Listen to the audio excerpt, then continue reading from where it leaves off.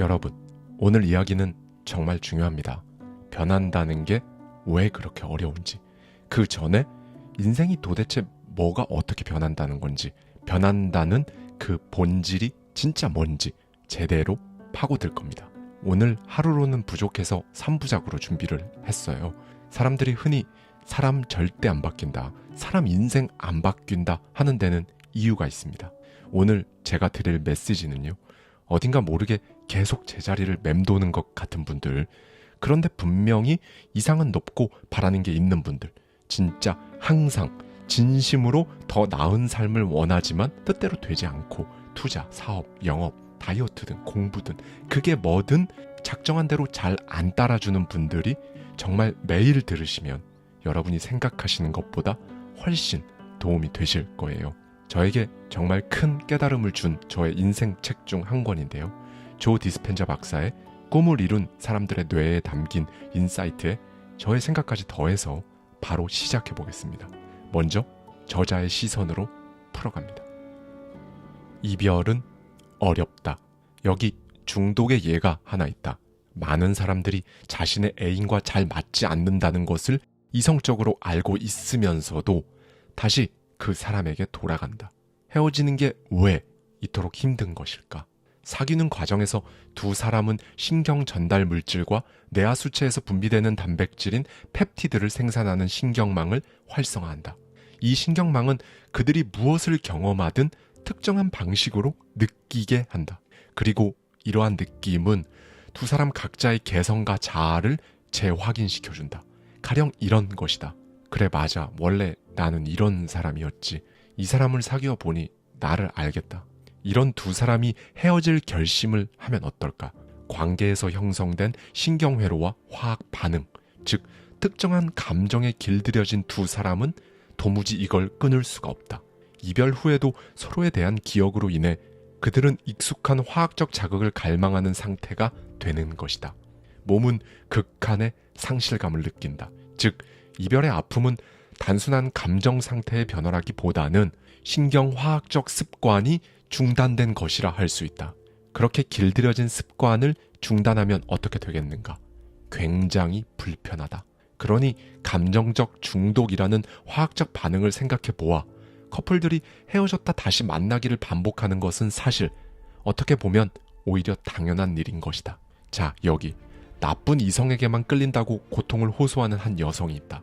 그녀는 이번에도 또 다시 나쁜 남자와 만나게 되어 힘든 시간을 보내고 있다.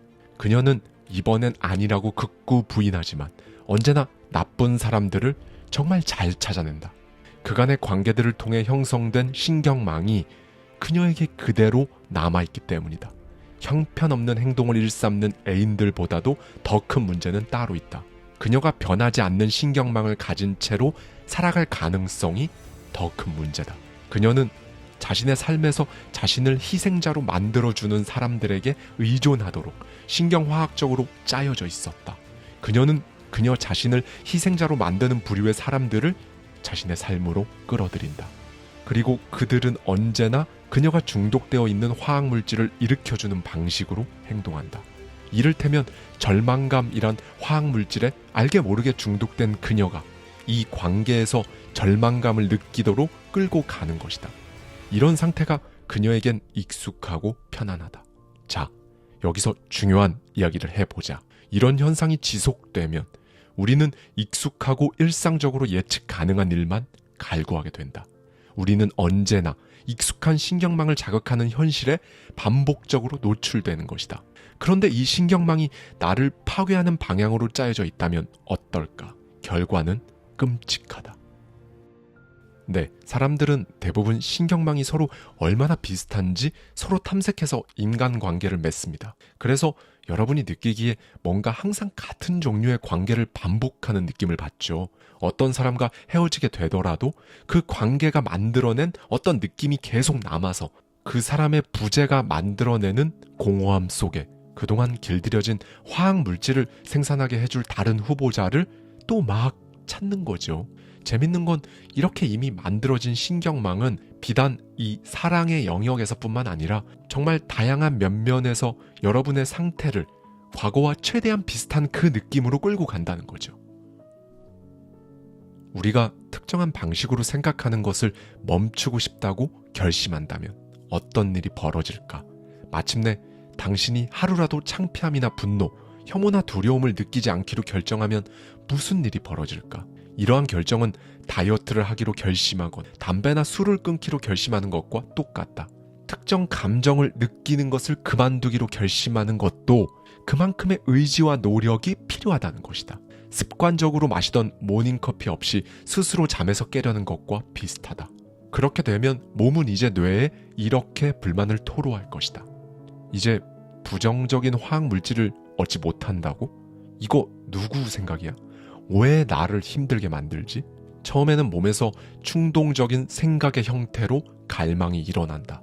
그러다 이 갈망이 충족되지 않으면 갈망은 점점 더 커지면서 즉각적인 행동을 강요하는 절규로 변한다. 화학물질이 부족해 항상성을 유지할 수 없게 되어 몸이 혼란에 빠지는 것이다. 우리 몸은 이미 부정적인 것에 적응했기에 그것을 다시 조정하고 싶어 하지 않는다. 우리 몸은 한동안 화학물질을 달라고 소리를 지르다 어느새 통제불능의 상태에 빠진다. 이 시점에서 우리는 온갖 종류의 충동에 시달리게 된다. 머릿속에서는 그 어떤 부정적인 감정이라도 느끼고 싶다는 절규가 시작된다. 네, 여러분. 사실 우리는 매일 속에서 떠들어대는 이 목소리를 알고 있죠. 어떻게 보면 그게 좋은 것이든 안 좋은 것이든 어쨌든 우리는 이걸 마치 내 안에 안내자가 들려주는 복음인 것처럼 듣고 행동합니다. 그런데 여기 엄청난 오류가 있죠. 이 안내자는 여러분이 원하는 걸 안내해 주는 게 아니거든요. 그냥 자기가 가장 익숙한 걸 이야기를 합니다. 특히 여러분이 만약 이 목소리에 반하는 변화의 한 가운데에 있다면요. 이 목소리가 가장 크게 투덜거릴 겁니다. 여러분을 진짜 집요하고 끝없이 괴롭힐 거예요. 그냥 내일 할까? 다음 달부터 제대로 하면 되지 않나? 정당한 이유가 있는데 지금이 아니라도 다른 때 어쨌든 하면 되는 거 아닌가? 그리고 가장 강력한 말을 던집니다. 지금 하고 있는 이런 생각이랑 행동은 나랑 어울리지가 않아. 내가 무슨... 네, 여러분은 마침내 굴복합니다. 처음으로 돌아가 다시 스스로를 합리화하죠. 원래 나는 이런 사람이니 바뀌지 않는다라고 정확히는 이전의 그 삶을 합리화합니다. 정리하면요. 우리가 듣는 목소리가 몸의 내부 질서를 지켜 라며 요구하는 이 소리에 사람은 거의 대부분 굴복하고 이전으로 돌아가요. 변화라는 불편함과 괴로움을 중단하라는 소리에 무너지는 거죠. 저자는 말합니다. 그래서 변화가 어렵다. 변화라는 건 언제나 당신의 생각과 행동을 전진하게, 나를 위한 새로운 현실을 만드는 방향으로 생각하고 행동하게 만드는 게 아니라 후진하게 만든다. 생각과 행동이 후진한다는 건 예전에 익숙한 신경회로를 계속 활성화한다는 의미다. 만약 오늘부터 당신이 당신 스스로를 나고자라고 여기는 일을 멈추기로 결심했다고 하자. 그렇게 당신은 굳건한 의지로 하루를 살아간다. 하지만 오후에 업무상 운전을 하는 도중 전날 배우자가 당신의 기분을 상하게 하고 당신을 나고자로 깎아내리는 듯한 말을 했던 기억이 떠오른다. 그냥 운전하다 생각이 난 것이다. 그러면서 지난 30년간 일어났던 비슷한 일들이 떠오른다. 이제 당신은 기분이 나빠지기 시작한다. 당신은 자제하려고 하지만 내부의 목소리가 새롭게 결심했던 건 그냥 잊어버리라고 말한다. 너는 결코 변하지 않을 거야. 사람은 원래 안 변해. 그리고 네가 특별히 막 의지가 강하고 그런 사람도 아니잖아. 자, 이제 어떻게 할 것인가? 당신이 이러한 목소리에 반응하는 순간 나고자라는 생각을 강화하는 화학 물질이 분비되고 관련된 엄청난 기억들이 홍수처럼 튀어나올 것이다. 만약 이 목소리에 반응하지 않는다면 당신은 자신에 대해 지금까지와는 완전히 다른 방식으로 생각하는 것 때문에 매우 불편해질 것이다. 네, 만약 여러분에게 오늘따라 유난히 나고자라는 생각을 끌어낼 만한 사건이 많이 발생한다면 어떻게 될까요? 현관에서 넘어지거나 휴가를 내려고 했는데 업무상 큰 사고를 쳐버렸다거나 마트 지하주차장에서 나가다가 스스로 차를 기둥에 긁어버리는 그런 상황들 있죠. 이제 나고자가 될 만한 이유가 더 많아졌네요. 그렇게 몸은 나고자 라는 자아를 재확인할 수 있는 생각과 반응을 시작하라고 설득할 겁니다. 이 부분에 대해 조 디스펜자 박사는 이렇게 말합니다. 당신이 여기 반응하면 익숙한 예전의 자신을 부활시키는 꼴이 된다. 그렇게 당신은 나고자라는 느낌을 익숙하고 편안한 것으로 받아들이게 된다. 그렇게 나고자라는 원래 자아로 돌아가는 것이다. 이 모든 일은 사실 무의식적으로 그리고 순식간에 일어난다. 그 다음은 알다시피 우리가 느끼는 대로 생각하는 원래의 순환 고리대로 살아가게 된다. 네, 그래서 사람이 변하는 게 쉽지가 않은 거예요. 또 그래서 대부분 그냥 지금대로 계속 살아가고 해요. 그런데 주변에 보면 변한 사람들도 굉장히 엄청나게 많거든요. 저도 그렇고요. 저희 구독자님들 중에서도 인생 완전히 바꾸신 분들 많이 계시죠. 여러분들도 결국 사람은 변할 수 있다는 걸 사실 알고 계십니다. 다만 쉽지 않기 때문에 고민이고 어려워하시는 거고요. 어렵지만 변화는 가능합니다. 그래서 제가 3부작으로 오늘부터 이렇게 말씀드리는 거고요. 그러기 위해서는 조금 더 이해가 필요합니다. 진짜로 중요한 이야기를 하겠다. 미래. 과거와 달리 이것은 아직 경험하지 않은 것이기 때문에 당신은 미래에 대한 아무런 느낌도 가지고 있지 않다. 그런데 모든 기억은 사실 감정으로 저장된다. 이 점을 반드시 기억하기를 바란다. 미래와 달리 과거는 바로 그 감정적 요소를 가지고 있다. 미래엔 감정이 없다. 미래는 모험을 한다는 느낌만 있을 뿐 과거의 기억들, 우리 몸이 익숙한 그 느낌들에 비하면 보잘것없다. 미래는 힘이 없다는 소리다. 미래에 대한 설렘과 과거의 느낌이 경쟁하면 대부분 과거의 느낌이 이긴다. 미래에는 과거의 느낌과 대적할 만한 마땅한 무기가 없기 때문이다. 그래서 감정 없는 미래를 맞이하려는 사람의 신경망은 곧 향수병이라는 거대한 적을 마주친다. 그래서 과거를 찾는다.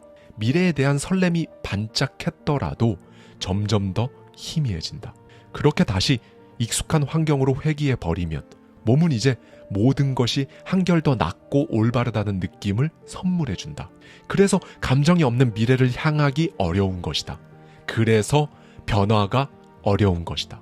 그러니 변하려면 먼저 과거와 관련된 익숙한 기억과 생각, 느낌을 뒤로 해야 한다. 그럼 여기서 사람들을 언제나 뒤로 돌려놓는데 가장 큰 역할을 하는 가장 익숙한 그 감정, 불안과 걱정이라는 것들에 대해 완전히 파헤쳐보자. 내 경험상 불안과 걱정의 시작은 보통 심한 감정적 압박을 받은 어떤 사건에 의해 시작되는 경우가 많다. 그 사건에 대한 기억을 가지고 있는 사람은 그 경험을 반복적으로 생각하면서 앞으로 비슷한 일이 또 일어날지도 모른다고 생각하게 된다. 그런 식으로 과거의 사건을 회상하면 뇌는 적당한 화학 물질을 만들기 시작한다. 이러한 생각이 교감신경계를 작동시키면 곧바로 불안과 미래에 대한 두려움이 엄습한다. 자신의 생각이 불안과 두려움을 위한 화학 물질을 만들어낸다. 스트레스가 아닌 스트레스에 대한 자신의 생각이 스트레스 반응을 일으키는 것이다. 미래에는 감정이 없기 때문에 그 미래를 매일 걱정으로 채워 넣는다면 몸은 당신의 불안한 마음을 유지시키는 일련의 생각들을 활성화하게 된다. 되뇌 심피질 깊숙한 곳에 고정되어 있는 특정한 신경망들이 다양한 걱정거리들과 관련된 사고 과정을 지원하며 활성화하는 것이다. 이러한 생각들은 특정한 패턴의 시냅스를 활성화할 것이고 몸은 이 심란한 생각들과 관련된 화학 물질들을 만들어낸다. 처음에는 생각이 시동을 걸었고 이제는 몸속으로 방출된 불안의 화학 물질들이 당신을 더더욱 심란하게 느끼게 한다. 그렇게 당신의 몸이 어떤 걸 느끼고 있는지 딱 인식하게 되면 당신은 입으로 내뱉을 것이다. 나 걱정돼. 우리는 생각하는 그대로 느끼고 우리가 느끼는 그대로 생각하게 된다. 뇌는 지금 감지되는 것이 걱정의 느낌인지 알아보기 위해 이미 존재하는 걱정의 신경망을 활성화한다. 그렇게 뇌에서는 더 많은 화학물질을 만들어 우리 몸이 느끼고 있는 것을 한층 강화한다. 한마디로 뇌는 우리가 느끼고 있는 것을 확인하기 위해 과거의 생각을 활성화하고 활성화된 그 생각은 다시 우리의 느낌을 강화하는 것이다. 자, 어떠한가? 당신의 과거의 기억은 이제 실제가 되었다. 당신이 그걸 느낄 수 있다면 그건 진짜다. 그렇지 않은가? 말하자면 또 다른 불안, 걱정, 나고자란 감정을 일으키도록 몸을 계속 훈련시키고 있는 셈이다. 두려움은 더 많은 걱정을 낳고, 걱정은 더 많은 불안을 낳고, 불안은 우리를 더 걱정하게 만든다. 그 이유는 간단하다. 일단 불안 상태가 되면 걱정의 신경망을 활성화하기 위해 몸과 뇌에 일종의 순환고리가 형성되기 때문이다. 이러한 과정이 계속 반복되는 것이다. 어떤 느낌이 되었든 간에 반복적인 느낌은 당신의 상태를 만들어낸다. 그것은 행복이나 슬픔, 혼란, 외로움, 자신감 없음, 기쁨, 우울일 수도 있다. 이러한 느낌들이 당신의 행동 방식과 신념, 편견, 의견, 심지어 인지 능력까지 결정한다. 느낌이 생각을 조종하는 것이다. 어쨌든 어떤 상태가 되었다는 것은 뇌와 몸의 순환고리가 완성되었음을 의미한다. 순환고리가 끊임없이 돌아가면서 뇌와 몸의 화학적 상태를 확인할 때 우리는 항상성을 갖는다고 표현한다. 우리는 과거의 기억에 의해 형성된 신경 패턴을 반복적으로 활성화함으로써 이러한 신경화학적 상태를 유지하게 될 것이다. 이러한 화학적 지속성은 사람마다 모두 다르다. 누구는 매사 불안하고 두렵고 부정적이며 누구는 매사 단순하고 누구는 매사 긍정적이다. 사람마다 느낌이 다 다르다. 중요한 건 그 느낌이 계속 강화된다는 것, 즉 불안은 불안을 키운다. 그렇다면 당신이 불안 대신에 차분함과 감사, 기쁨을 느낀다면 어떤 일이 일어나겠는가? 당신을 못난 사람으로 만들었던 바로 그 순환고리가 오히려 당신을 도와주는 순환고리로 완전히 바뀔 수는 없을까? 네, 여러분, 제가 먼저 답을 말씀드리겠습니다. 당연히 바꿀 수 있어요. 여러분이 오늘 하루, 내일 모레 반복해서 마주치는 사람, 장소, 사물, 시간, 사건 이런 것들이 다 여러분에게 특정 정체성을 갖도록 만들거든요. 이 모든 요소들과의 연관성 속에서 여러분은 이제 특정한 신경 구조를 갖게 되는 거고요. 이런 것들이 바로 여러분이 나라는 사람이 어떤 사람이구나 이걸 확인시켜주는 겁니다. 그래서 변하는 게 어려운 건데요. 그런데 이 변화라는 건요. 반복적인 자극을 통해 그동안 유지해온 신경화학적 회로 이걸 끊어내는 거 그게 변화입니다. 만약 이를 닦거나 샤워를 할 때 행동의 순서를 바꿔보라고 한다면 그럴 수 없을지도 모른다. 하게 되더라도 꽤 불편함을 느끼게 될 것이다. 그동안 자주 먹던 초콜릿을 끊으라면 그렇게 할 수 있겠는가? 할 수 있을 것이다. 다만 꽤 불편할 뿐이다.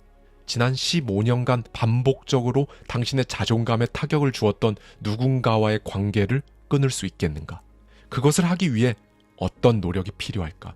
자신이 가치 없다는 느낌에 길들여져 왔다면 아니라고 생각하겠지만 사실 당신의 저 깊숙한 정체성은 계속 그렇게 느끼기를 원할 것이다. 자기 비하에 대한 신경화학적 습관을 가지고 있기 때문이다. 의지를 가지고 어떤 감정적 상태를 변화시킬 때도 마찬가지다. 사실 이건 초콜릿을 끊는 것보다 누군가와의 관계를 끊는 것보다 훨씬 어렵다. 그런데 잘 들어라. 당신의 마음을 진짜로 바꾸고 싶다면 더 이상 익숙한 것에 얽매이는 것을 원치 않는다면 결국 그것을 해내야 한다. 해결책은 간단하다. 불편함을 감수하면 된다. 변화는 불편하다. 다시 한번 말하지만 변화는 불편하다. 그동안 내 연구와 경험을 돌아보며 변화의 한가운데 있는 사람들에게서 나타나는 공통점은 그들이 뭔가 뿌듯하거나 그런 느낌을 느끼는 게 아니라 불편함을 느낀다는 것이었다.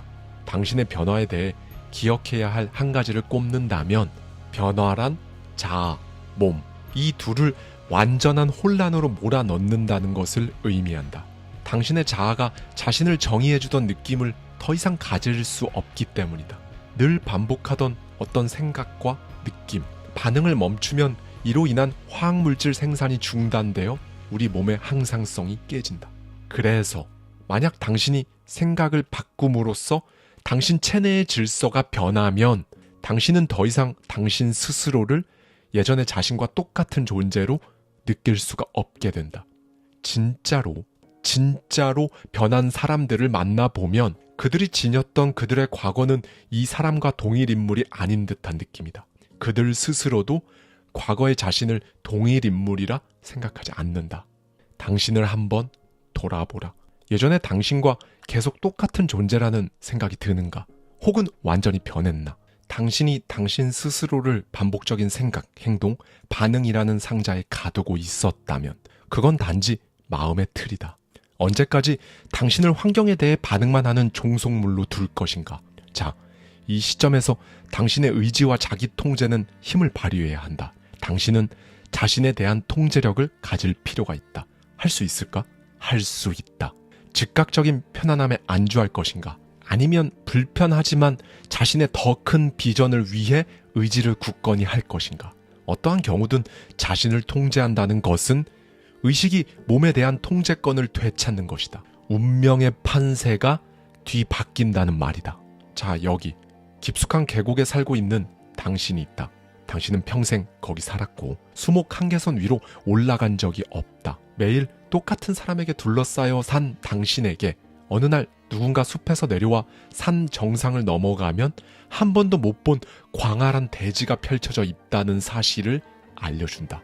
거기선 더 멀리 내다볼 수 있을 뿐 아니라 다른 도시와 마을로도 갈 수 있다고 덧붙인다. 다음날 당신은 산을 넘어보기로 결심한다. 며칠 동안 출발하기 전 채비를 한다. 그렇게 당신은 집 주변의 풀밭을 지나 익숙했던 주변 환경을 돌아본다. 당신과 당신 부모가 평생 고쳐온 담장이 보인다. 변화를 경험하는 것은 친숙한 환경과 기억을 떠나는 것과 같다. 그렇게 당신은 산을 오르기 시작한 순간부터 무엇을 만날지 알 수 없다. 눈 때문에 미끄러울 수도, 사나운 짐승이 있을 수도 있다. 위험과 추위, 습기를 느끼며 반쯤 올랐을 땐 이것이 현명한 선택이었는지 도무지 확신이 서지 않는다. 혼자라는 사실을 절감한다. 자, 이 느낌이 바로 안정감을 느끼고 익숙했던 안전지대를 벗어났다는 걸 의미한다. 이런 느낌이 든다면 당신은 지금 성공으로 가고 있는 것이다. 감정이 나쁜 게 아니다. 감정은 모든 경험의 최종 결과물이기 때문이다. 하지만 매일 같은 감정만 느낀다면 당신은 새로운 경험을 하고 있지 않다는 것을 의미한다. 즉, 당신은 과거를 무한 재생하며 영원히 과거 속에서 살아간다는 것이다. 아직 선택하지 않았을 뿐 새로운 감정을 만들어내는 경험은 분명히 존재한다. 당신은 생존과 관련된 익숙한 느낌이 아닌 다른 감정을 가져본 적 있는가? 더 나은 삶, 더 많은 경험, 가치와 같은 다소 추상적인 감정들 말이다. 우리는 짧지만 감사와 자기애, 환희, 자유, 경외감 같은 좀 더 고양된 순간을 경험한다. 당신이 부정적인 생각과 느낌으로 화학물질을 생산할 수 있다면 정확히 반대로 똑같이 긍정적인 생각과 느낌을 만드는 화학물질 역시 의도적으로 생산할 수 있다는 걸 의미한다. 실제로 당신은 사랑에 빠져 마음에 기쁨이 넘치는 것을 느낀 적이 있을 것이다. 그리고 사랑의 감정에 고무되어 다른 사람들에게 너그럽게 대했던 적도 있을 것이다. 그러면 감사함을 느끼게 되고 자기 비하 없이 스스로 표현하는 자유를 누릴 수 있게 된다. 이러한 생각과 감정의 홍수는 좀 더 고결한 생각과 행동을 만들어낼 것이고 당신은 이 벅찬 경험이 계속되길 바라게 될 것이다. 감정의 생리적 반응은 부정적일 수도 긍정적일 수도 있다. 나는 사람은 누구든 그 누구라도 그동안의 자기 파괴적인 감정을 뒤로 하고 완전히 새로운 감정을 만들 수 있다고 확신한다. 환희와 감사, 그 이상의 것도 말이다. 우리가 단순한 그 생존 반응에서 일단 벗어난다면 좀 더 진화된 상태로 삶을 살아가는 것이 가능하지 않겠는가? 네, 여러분. 이제 2부와 3부에 걸쳐서요. 우리가 지금까지 가져온 이 반복적인 느낌의 고리, 이거 끊어내는 아주 현실적인 방법을 말씀드릴 겁니다. 오늘은 저자의 마지막 말로 1부 영상 마치겠습니다. 뇌를 바꾼다는 건 미래를 바꾼다는 걸 의미한다. 용기를 내기 바란다. 우리 모두는 폭풍우가 몰아치는 바다 한가운데에 있는 고요한 섬을 가지고 있다. 그리고 언제든 그곳에 발을 디딜 수 있다. 이것이 세상이 당신에게 주는 가장 큰 선물이다. 감사합니다. 지금까지 하와이 대저택이었습니다.